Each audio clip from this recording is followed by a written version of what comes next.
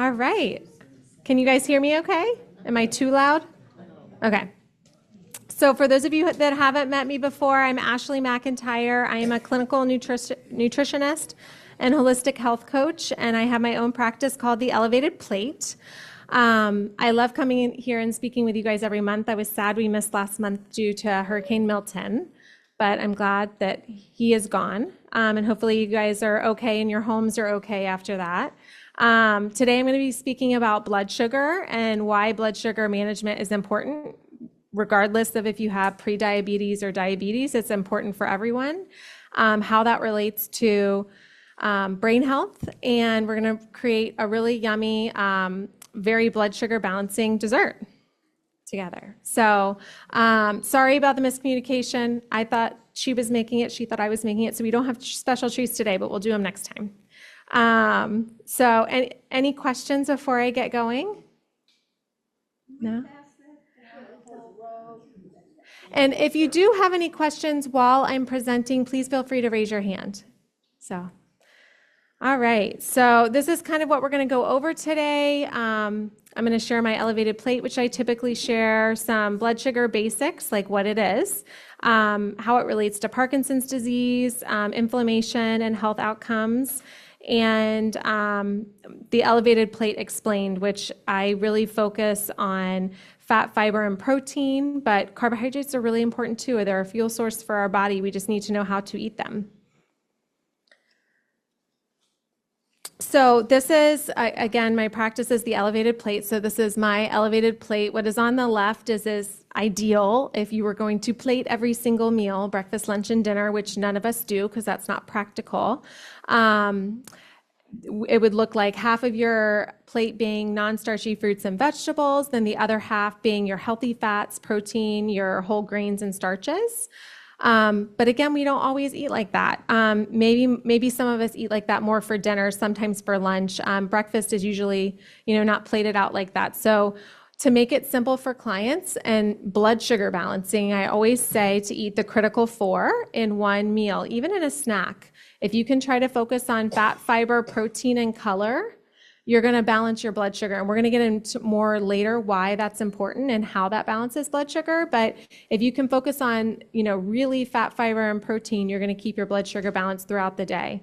And when we have these huge spikes in blood sugar and huge valleys, it leads to two things. One is that when we have the valley, we get really tired. So think about when you eat a big Thanksgiving dinner with lots of stuffing and bread pudding and all the things, and then you're exhausted. That's your blood sugar, like totally coming down afterwards. So we want to create stable blood sugar. Our blood sugar is not going to stay the same throughout the day. So we want to have like these rolling hills so that we're not having those energy crashes, because we want to have enough energy to do all the fun activities we want to do, whether it's playing with grandkids or whatever it is. Two, when we have these spikes and valleys, it creates internal inflammation at a cellular level. So, and that's what's, really causing inflammation throughout the body at a cellular level. So, that's, I gave you a little crash course into why blood sugar, and sorry for the spelling error there on sugar, and why it matters. But it's really our primary fuel source. So, when we don't have balanced blood sugar, like I said earlier, we have lack of energy issues, but we also have weight management issues, mood and mental issues. And then because of that underlying chronic inflammation, we have chronic disease that can arise. How does it pertain to Parkinson's? Since we're at Parkinson's place, and I know that this is, our main focus here, managing, if you happen to have type 2 diabetes along with Parkinson's, managing this appropriately with your doctor through medication and a nutritionist with food is really key, because this can be really complementary to managing your Parkinson's disease. And type 2 diabetes increases both the risk and the progression of Parkinson's disease. So you want to make sure that's under control. So if you've been going to the doctor and they've been saying your sugar's rising, that's something that you're going to want to try to mitigate through food, lifestyle, and even possibly medication if you're at that point with your physician. So looking at, useful treatment approaches, managing blood sugar is really important with both Parkinson's and obviously type 2 diabetes. And I know that a side effect of Parkinson's disease is managing fatigue. So this is going to be important, managing fatigue to keep our blood sugars balanced so you guys have energy. The prevalence of type 2 diabetes in America is 1 in 10. And 90 to 95% of those people have type 2 diabetes. So type 1 is the autoimmune. You're usually diagnosed as a kid. Type 2 is can be due to many things, not just food, but lifestyle. And there's lots of things we can do to help manage that. So just for overall reference, so this is outside of the scope of Parkinson's disease, blood sugar outcomes or blood sugar and health outcomes is research really suggests that excessive consumption of foods high in sugar is linked with obesity, type 2 diabetes, definitely metabolic syndrome, cardiovascular disease, hypertension, stroke, coronary artery disease, and dyslipidemia. So, and those can also, increase the risk of death. So it's a high sugar intake is a potential risk factor for so many chronic diseases, which is why it's so important. And like I said, I work with blood sugar management with all of my clients, not just the ones that are coming to me diagnosed with diabetes. And just to clarify, oh yes. What's dyslipidemia? It's basically like lipids are your fats, but it's like LDL cholesterol, HDL cholesterol. It can be like those types of issues as well at a cellular level. So how many people have read that you shouldn't eat high sugary fruits like mango or pineapple? Have you guys read that? So I truly believe that people don't become diabetic from eating high sugar fruits. So it's something that from when we were children and growing up and the different today at 689-252. Yeah, can you mute yourself, please? I don't know how to do that. This call was delivered by callmultiplier.com. Can you mute For additional Dusty? information or to hear your message later, please call 877-333-9336. She's like on hold. Okay. I'm like, that is terrible. I was going to see if there's a way I can go into Zoom and mute everybody. I don't know if there is, though. I apologize for the technical difficulties. All right, is she muted now, you think? Think I can go back? We'll try again. Present. Okay. All right. So what I was going to say in terms of sugary or high sugar fruits is that, yes, if you already have a blood sugar management issue like prediabetes or diabetes, if you eat mango or pineapple or something that's really sugary, it's going to cause a spike.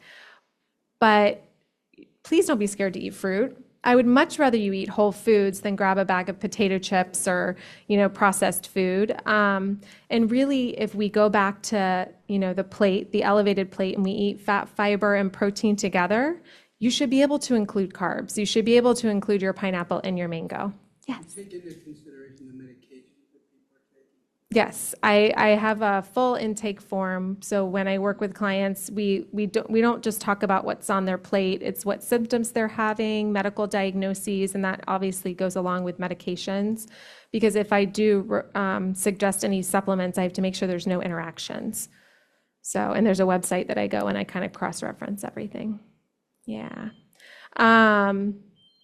So, foods that are super sugary that I'm worried about, not the fruit, so that we can confirm that, is like your sugar-laden ultra-processed foods. So think like pastries, cookies, soda, lots of energy drinks that are really popular right now that have lots of sugar in them and tons of caffeine.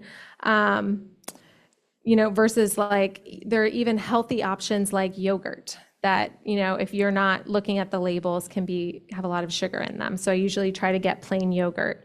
And And, any questions around that? Because I feel like I do get a lot of questions around specific foods that are what's sugar laden and not. Yes. If you balance your sugar, your fruit with protein, Yes. with the anti-sugars, so to speak, you should be fine. Correct.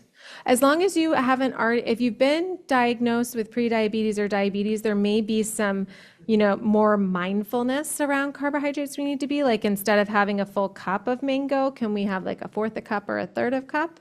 Because you're going to be more insulin resistant. Your insulin's not going to respond as fast because of, kind of the way that your cells are working currently, but we can change those. Having been diagnosed as diabetic, I have yet to have a doctor tell me I cannot have fruit.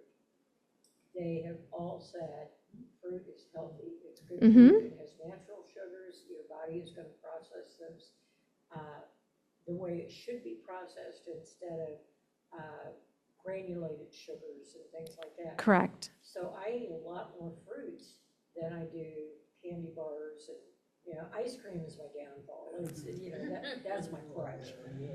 But I've never had a doctor tell me I cannot eat fruit. Yes, there are, strawberries are high in sugar, all these fruits are high in sugar. But think about watermelon, which is full of vitamins, it's full of hydration, it's full of fiber.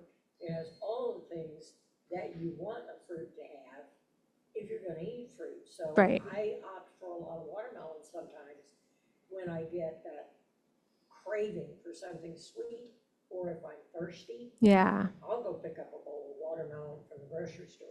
Well, and if you do have like a pre-diabetic or a diabetic diagnosis, my suggestion would be to try to pair that with some fat, fiber, and protein. So can we have some nuts or, some peppers or something else to go with it, so it's not just carbohydrates alone?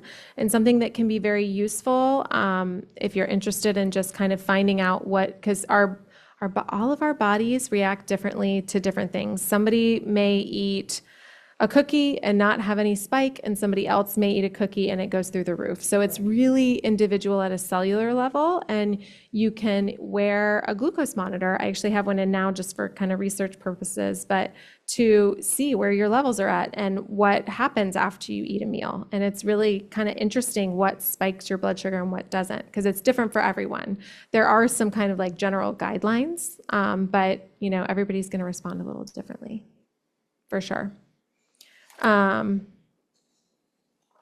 So inflammation, I kind of touched on it earlier. When we have these like big spikes and big valleys in our blood sugar, it really does create blood sugar inflammation at a cellular level. Excessive sugar intake does increase inflammatory mediators and pro-inflammatory cytokines. And again, this is at the cellular level in our tissues. And then because of that, it really leads to insulin resistance and chronic low-grade inflammation.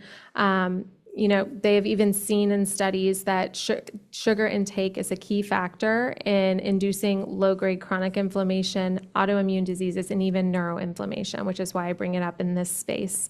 And it actually was determined that post-meal glucose, so after a meal, the increased levels in those even without diabetes can contribute to chronic diseases. So that's why I do talk about it with clients, even if they don't already have a diagnosis. So now that we understand why blood sugar management is so important, let's discuss how easy it is to actually implement. So we're going to go through some of like the macronutrients, the first of which being carbohydrates, because they are the macronutrient that turns into glucose in our body, and they give us energy. So there are two different kinds. They're not all created equal. So there's simple carbohydrates and complex. Simple carbohydrates are really found in sugary snacks, candy, soda, and processed foods. And they consist of easily digestible carbs. So as soon as we eat them, our blood sugar goes straight up. Whereas complex carbohydrates have longer chains of these sugar molecules in them, so they take longer to break down and digest. So there's not that quick increase of blood sugar in our blood. It's just a slower increase.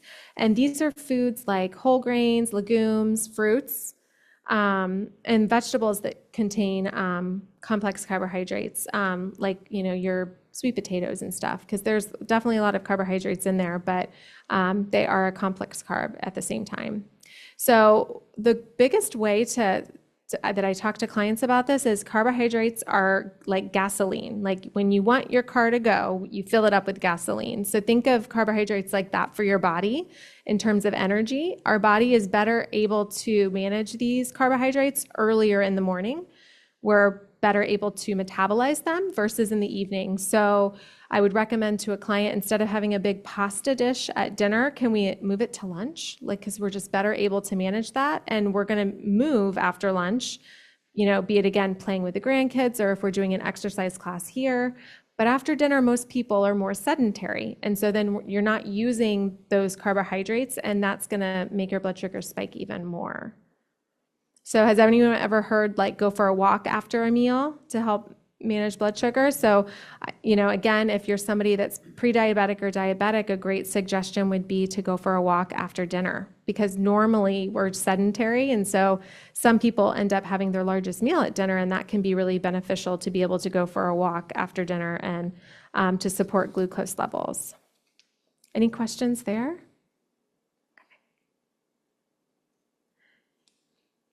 So protein, really important for health and longevity. I was at an event this morning talking about brain health and protein for brain health and mental health, but also protein's important as we age to help preserve our muscle mass, because we don't want to lose muscle as we age. So it does play a critical role, though, in stabilizing blood sugar and promoting satiety, and like I said, just supporting your overall well-being. And it, can slow down the absorption of those carbohydrates, which is why we want to pair, those carbs, like whether it be fruit or potatoes or whatever you're eating, with some protein. And it doesn't have to be all plant-based. I mean, poultry and fish, yes, but it can be eggs. If you're vegan, vegetarian, it could be tofu or tempeh. Legumes are kind of a mix between carbohydrates and protein. It's like a combo. And then any low-fat dairy if you do consume dairy. So a good protein snack swap would be replacing a high carb or a sugary snack with a protein-rich option. So again, like I said, Greek yogurt or cottage cheese with berries would be a good option. Hummus with veggie sticks, hard-boiled eggs, some nuts. So that would be a great way to substitute, an afternoon snack and to bring in some more protein into your diet. And I know you guys have to be a little more mindful if you're on L-DOPA.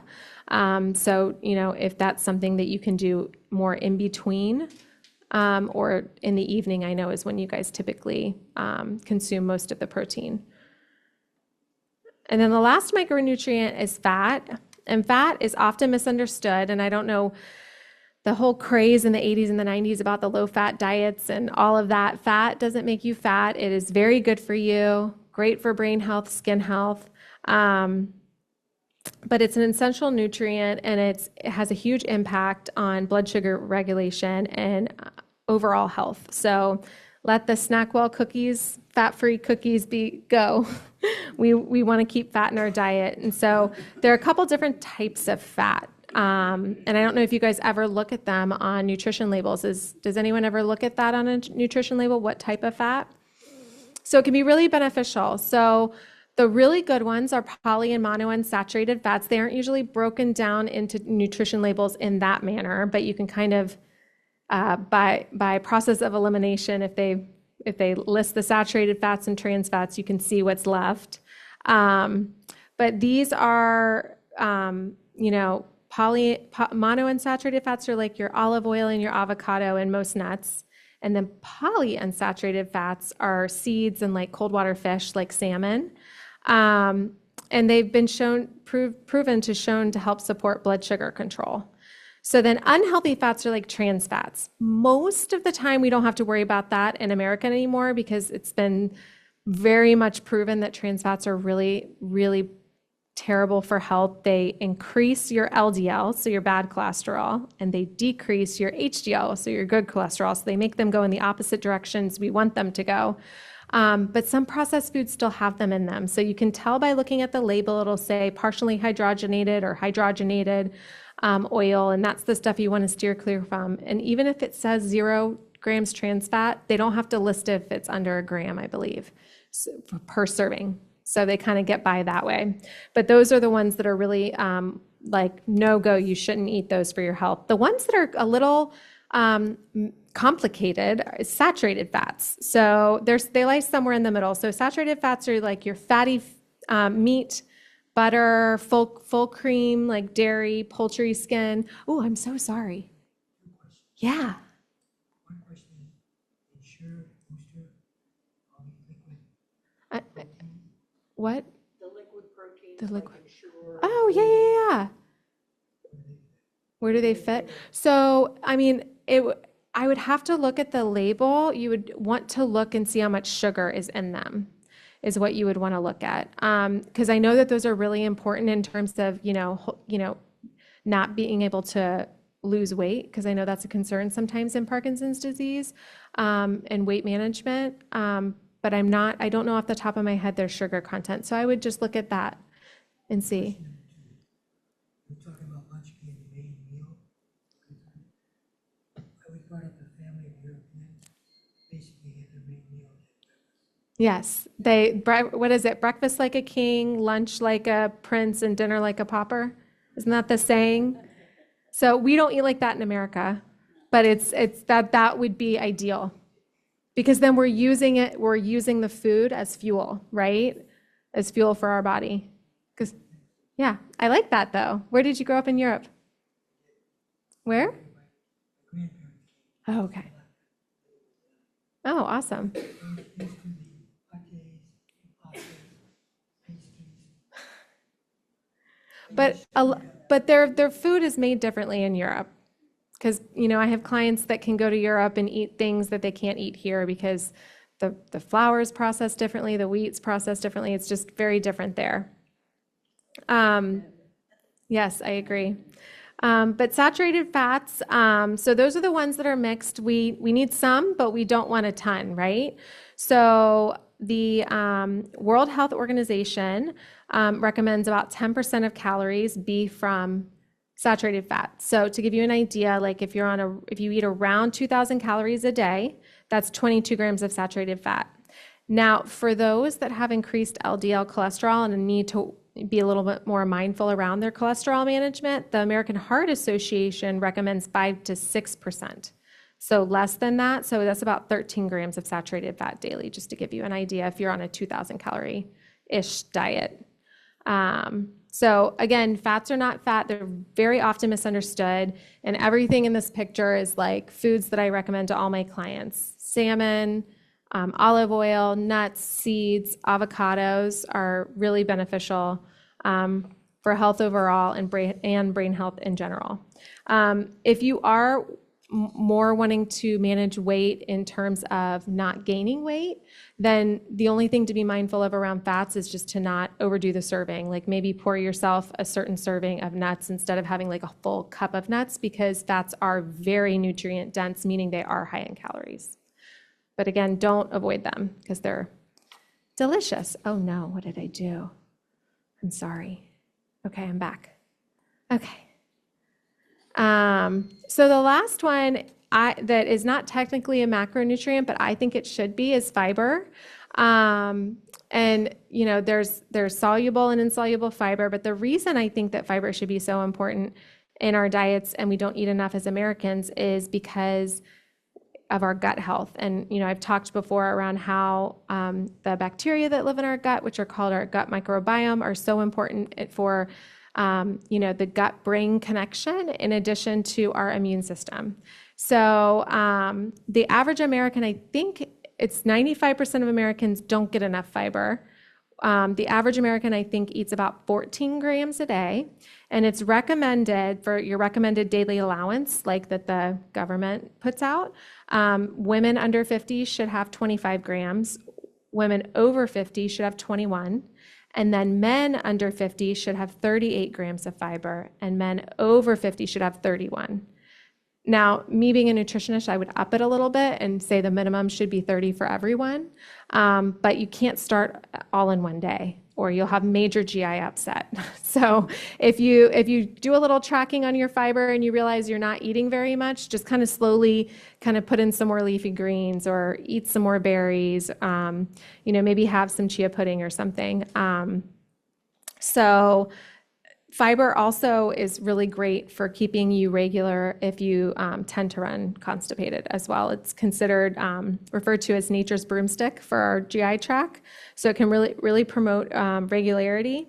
Soluble fiber is fiber that like dissolves in water and creates this gel-like consistency. So it helps slow down the absorption of glucose into our bloodstream. So again, resulting in more stable blood sugar, since that's what we're talking a lot about today. And it's also really paramount for cholesterol management because as this gel-like consistency is made, it actually captures the cholesterol and then it goes out when you have a bowel movement. So it takes it away. So if we're not having enough fiber in our diet, we're not able to get rid of the excess cholesterol and it just stays kind of circulating in our system. And then you have soluble fiber, then you have, I apologize, I'm moving all over the place. Soluble fiber examples would be like oat bran, barley, beans, some nuts, seeds, and peas, and lots of fruits and vegetables, chia seeds as well. And then insoluble fiber actually adds bulk to stool, and it will help, again, promote regular bowel movements and can support digestive health as well. And insoluble fiber recommendations are like wheat bran, vegetables with the skin on, and whole grains. So any questions around fiber?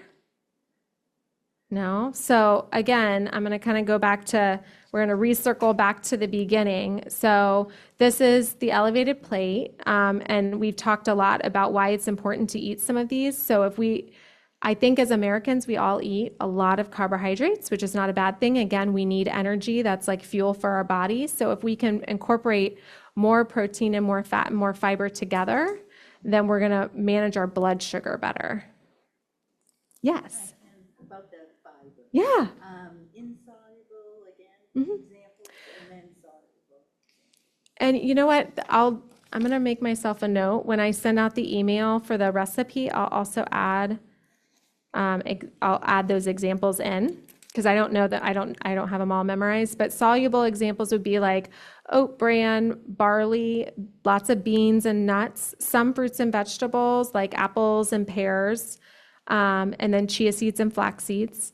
And then insoluble would be like wheat bran, vegetables with the skin on, and then whole grains. So you want a mix of both. You don't want them all to be in one category or the other. And sometimes one fruit or vegetable, it'll have both in it. And I'm sorry.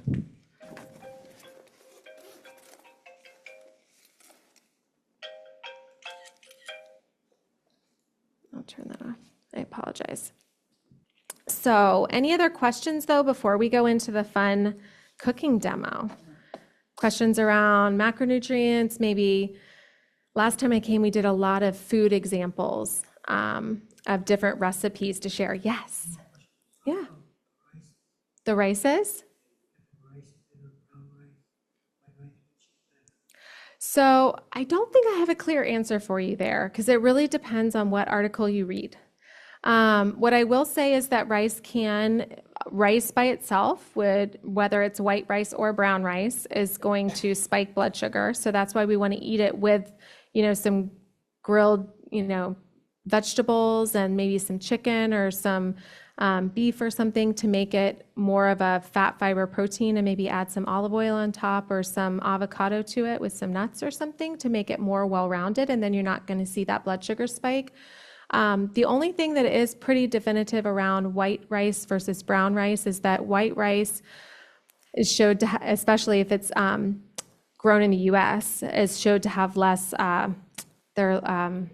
what's the word I'm looking for? Arsenic. So arsenic is an issue with rice, and so you want to make sure, I think the ones from California are the best and have the least amount of the arsenic in it. And for whatever reason, the way it's grown, some areas just tend to have more.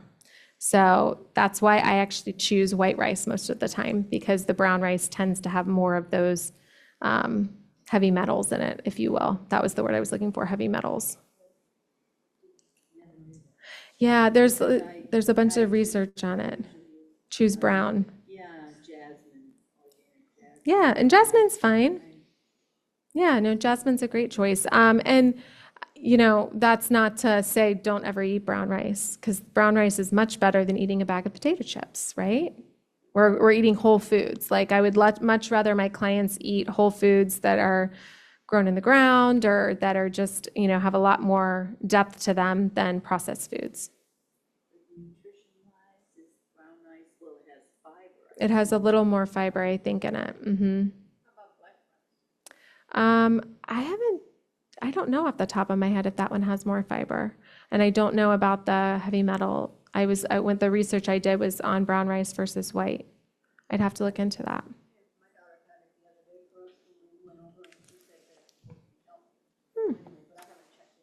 Yeah, me either. If I see anything, I'll include it in the email. I'll look it up. Any other questions? I think that they enhance the food. I don't think they do anything to change your blood sugar though. Like turmeric or saffron. Oh, well, those are huge anti-inflammatories. So I would think that they would be beneficial at a cellular level, but again, I don't think that they're going to change your blood sugar. She asked about seasonings, like what do they do? And so from a blood sugar management standpoint, I don't think that they change whether it's going to spike or not. But at a cellular level, if you're eating garlic and turmeric and all these like wonderful anti-inflammatory seasonings, they're going to be beneficial, right? Okay, one more piece of that is marinades. Mm-hmm. What about marinades? In terms of what? Well, there's marinades for chickens. Right. There's marinade for fish. There's marinade for beef. But what's the question around that? How much sugar is in them? Is it healthy? Is it not healthy? Should you do it? Should you not do it? So you definitely want to look at the sugar content of anything that's not from the ground. There's tons of marinades you can buy. Lots of them can tend to be sugary. I would be careful cooking, specifically grilling, things that are going to be charred with anything sugary, because that can create AGEs, and age stands for advanced glycation end products, and those are very inflammatory at a cellular level. So think of like if you marinated salmon with like a teriyaki glaze that has lots of sugar, and then you were to char that glaze creates this it's like a brown, it's the way that it grills the salmon, it turns it into an inflammatory state when you eat it. So, and I have an article on my website about AGEs and like how to cook foods so that they're less inflammatory. Go for it. What about grits? Grits. I would assume that they would be pretty, they would spike your blood sugar if eaten alone. So if you're eating grits with like not a ton of butter and a ton of cheese, just like, simple grits with eggs and avocados, you're going to make it more well balanced. So I think that's my kind of the message I'm trying to deliver is carbs are not bad. Let's pair them with a food that has fat, fiber, and protein so that we can help manage our blood sugar and keep it stable throughout the day. Yes. I was going to say, when I cook salmon, I use, I like garlic and a brown sugar glaze, Mm-hmm. and I use that Activia that is low Sugar, yogurt. content, but has the good brown sugar taste. But what does that turn into? How are you cooking it? I pan fry it. Okay. And then put it in the oven for a little while? It depends. So the drier it is, the more ages it creates. The more moist it is, the less ages it creates. So again, I only said that because she asked the question. I'm not trying to create any fear because No, I was salmon's just- really good for you and you should eat it out. You know what I mean? Oh, yes. It's I got, was just wondering yeah. about the Activia. Oh, I don't think the Activia would do anything. I would be more, if, we're talking about blood sugar management, I would be more cautious over the amount of sugar. But you're eating it with a very fatty, protein-heavy fish, so that's great. Okay. Yeah, for sure. You mentioned marinades, you really have to read a lot of the commercial marinades you buy Yeah, already. a lot of them, you don't even know what the ingredients that I are make the best. They get a million ingredients. Yeah. I would just Yeah, go and for all the very scientific simple. words Yeah, you've I never know. heard of before. No, It's like, what the then heck stay is away that? from them. Make your own. Yeah. Just garlic, olive oil, maybe a little vinegar or lemon. That's a good marinade. Salt and pepper. Well, you guys can keep the questions going. I'm gonna start, it's Dusty, right? That's his name? He was gonna change well, I don't know if he was gonna change it so that, turn the lights on, I think, over here. But if you guys have more questions, I'm gonna start demoing, and I'm gonna be honest, this is my first cooking demo in front of people, not like in front of my children. So you'll have to tell me how I do. So we're making flourless triple chocolate banana bread. So this is, and I'm not a chef, I'm a nutritionist. So I'm going to give full credit. It's to the recipe and the image are by Nest Wellness. I would write them down because Beth she's the head person at Nest Wellness, and all of her recipes are done around blood sugar management. So if you're wanting to, have more management around your blood sugar, I would definitely look her up. And she actually does recipes for a company called Levels, which is a continual glucose monitor company. So that, she's wonderful. Her recipes are all delicious. I love them. Beth Bollinger is her name. Yep, I will. And her company is called Nest Wellness. If you look it up, it's nestwellness.com. So this is her recipe. I did modify because I don't do nuts in my bread. It's just not my thing. But she has nuts in it. And the only other thing that I modified was that she says 3 ripe bananas, but I always feel like it's more like 5 ripe bananas that get you to the 2-cup thing. So for this recipe, the bananas have to be as brown as you can get them. So these aren't quite as brown. So this is the only one I had that was super brown. So I wanted to make sure to show you. But you want them to be super brown because then they're sweeter for one. I'm going to move this over here. They're sweeter for one, but then they also are easier to mash. So who likes banana bread? Or does anyone make banana bread here? Yeah? So does your banana bread normally have like lots of sugar? What goes in yours? Does have some, but I'm looking for something like this. Well, this is a very chocolatey option. So if you don't like chocolate, I apologize because this probably won't be the recipe for you, but I think it's delicious. My kids and my husband will all eat it. So I feel like if it's kid approved, right, it has to be good. So the one nice thing that you can do is that if it's too much for you to mash it, right? If it's too much, because sometimes depending on how mushy the bananas are, it's just a lot more manual labor. You can always throw it in your blender. I just wouldn't blend it till like it's completely like liquidy. You almost want like little chunks because it makes it so that as you eat the bread, there's like, she even says it, there's like little chunks as you eat it, and it makes it better. So does anyone ever add chocolate chips to their banana bread? Yeah. I do that to pumpkin bread sometimes too. Yeah, so you just want to mash it, and I'm going to do it a little bit longer, and then I'll show you what it looks like. But again, you don't want it to be like a liquid.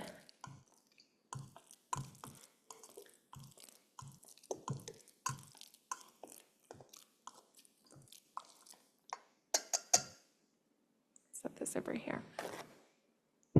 So you want it to be like that. like just kind of mashed up.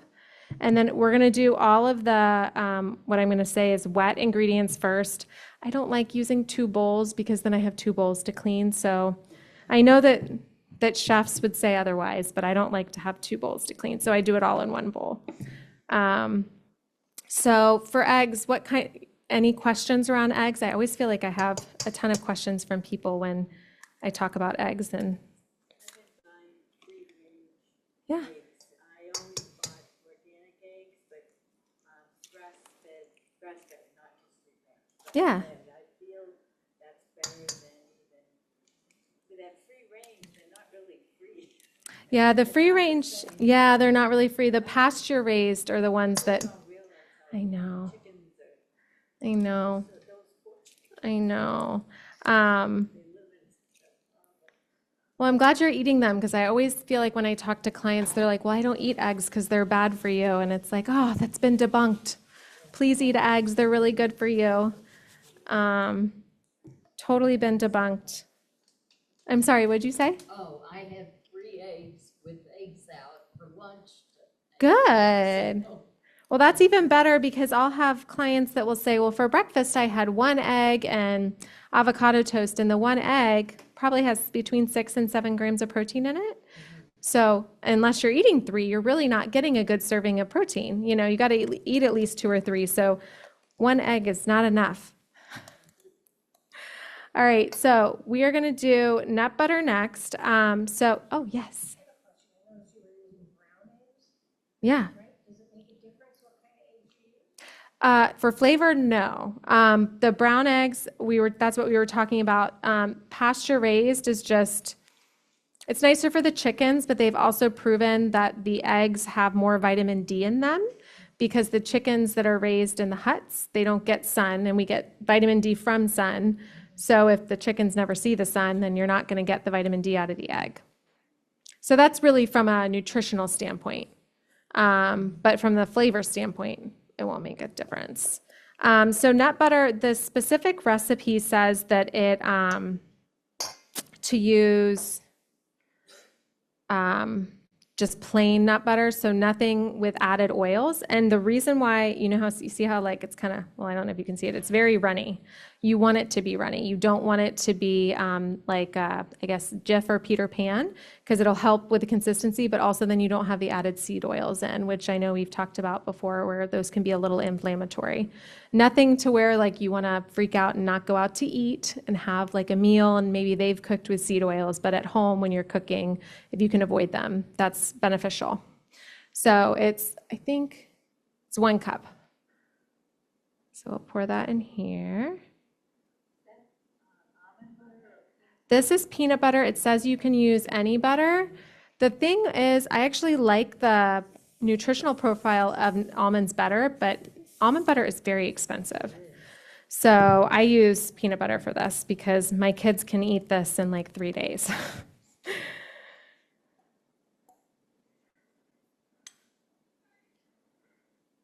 The other one that's not as expensive as almond butter is cashew butter, and I really enjoy that one too.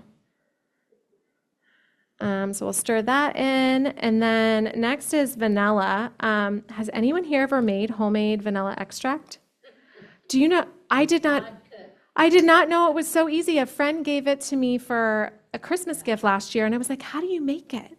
And it's literally just vanilla beans and vodka, and you have to let it sit for like 3 to 6 months. It's so easy, and it's so much cheaper than buying it at the store. I have no idea why nobody told me years ago.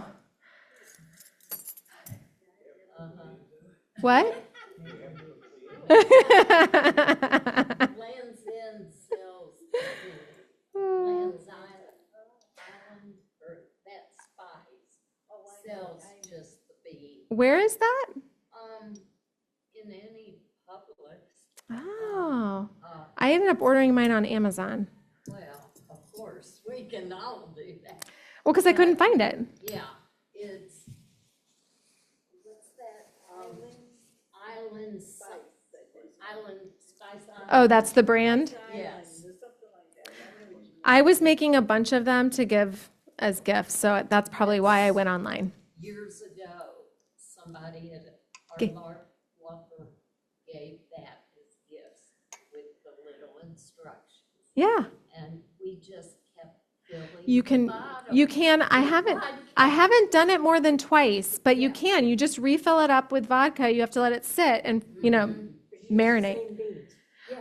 I've never used the same beans more than twice. I make a little note if it's already been used once. I don't know. You keep using it. I don't see anything wrong with it as long as it keeps flavoring it, right? That's the whole point. Brown. Yeah, that's the whole point. So it's so much cheaper. Like organic vanilla from the store is so expensive. Okay, so next up is 3/4 a cup of cacao powder. Have you guys ever cooked with cacao versus cocoa?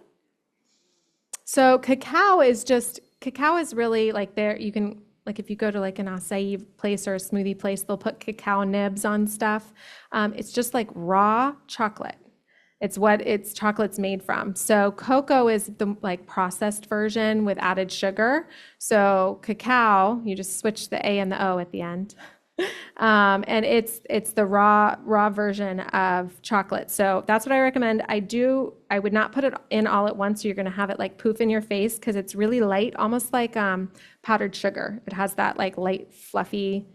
So I'll put like half in and stir it in, and then I'll put the other half in. But this is what's used in place of flour. So that's why you don't see a blood sugar spike with this, because it has no flour in it. So even though we're adding in cacao, there's no sugar in the cacao. The chocolate chips do have a little sugar, but it is, and dairy free for anyone that needs to be that way. I never know with clients, so. And the other thing I'll send out is I had so many clients ask for recipes, and I don't like to give out recipes unless I've actually made them myself. It's like a thing. So I don't know if anyone has Pinterest, but I can send out my Pinterest thing, and I've created one for my business where it's all of the recipes that I've actually made, and you can see them and use them if you like to, or maybe use it as inspiration to make something different. So see, it's turned all yummy and gooey. So next is protein powder. So this is actually what Beth, who made the recipe, recommends. It's So Lean, So Clean chocolate protein, but you have to order it. I do also recommend clients get Orgain, which you can just get from Publix. It is much cheaper on Amazon. So there's 3 tablespoons of that, and then we just have a few more of the dry ingredients to add in. That protein powder. You don't have to. You could probably just add in 3 more tablespoons of the cacao powder. It's just to add a little more protein. I don't think personally 3 tablespoons and a whole thing of bread is going to make a difference in terms of the blood sugar management. So you could always just add in 3 more tablespoons of the cacao powder. I'm glad you asked that because I meant to say that. And then a little bit of a fourth teaspoon of salt and 1 teaspoon of baking powder. And then we'll add in our chocolate chips at the end. And I do always put some chocolate chips on top just because that's fun. But and then with the chocolate chips, I would try to do dark chocolate chips and ones that have the least amount of sugar in them as well. So we put those in.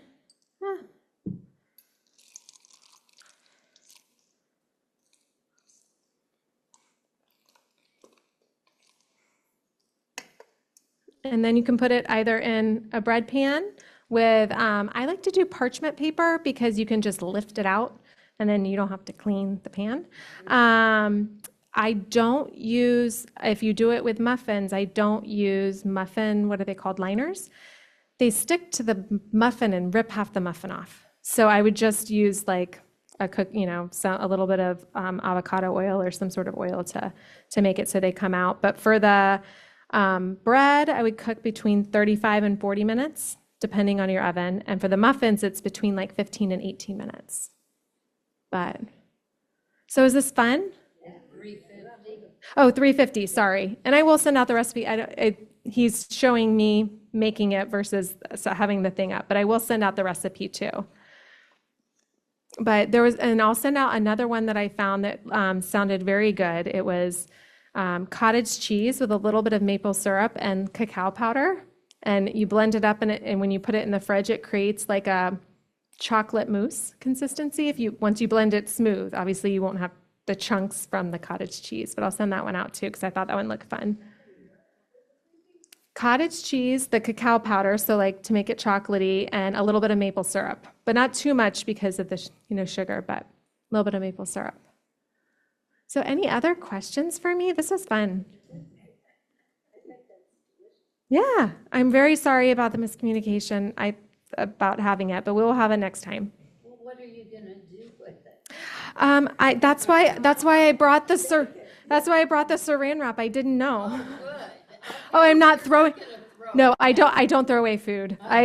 No, not at all. Not at all. My husband is waiting at home for it. Not at all. Well, thank you guys so much for coming.